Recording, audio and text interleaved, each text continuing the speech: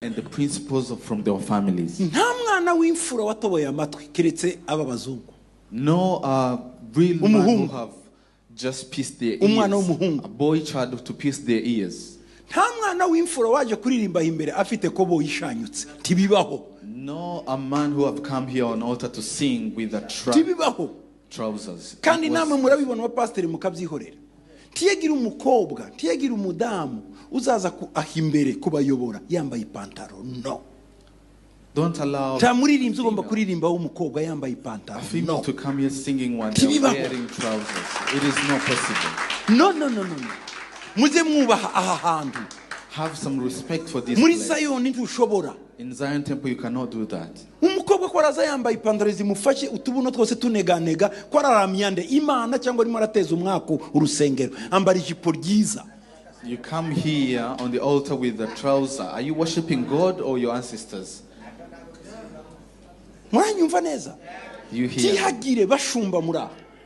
Ndabasaba bashumba mura namwe bakristo mu nyumva. Amakorari yanyu yose. Tihagire umukobwa uzongera kurimba yambaye ipantaro.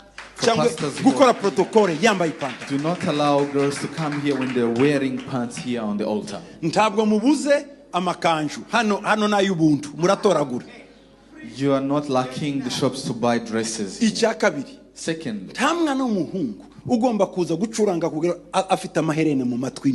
No boy child who should come here to play here when they have earrings. Iherene rivuze iki? What does earring mean? Barishiragaho umuntu wanze gucurwa ngo abe imbata itahi wabo nyuma y'imyaka 7 n'imyaka 50 basubizaga imbata zose wabo, ariko wanze akavuga ngo ngenda shaka gukomeza kuba kwa data buce bafataga uruhindu bagatobora ugutwi bagashira mu iherene. Bisobanura mwe mubona amaherene muyambaye ntimumenye impamvu ihenere no kuvuga ngo ndi imbata iteka ryose. Kuki abana bacu mwemera ko babimbata? The earring was a symbol of long-lasting slavery. Someone who didn't want to go back to their homes, and they get the earrings as a symbol of slavery. Why are we allowing our sons to come here with earrings? Another thing.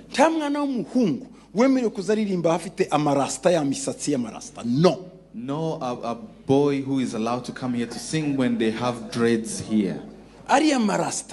Those dreads. Ni dini yitwa Rastafari. It's a religion called Rastafari. Rastafari ni dini ya Satani. Rastafari is a certain.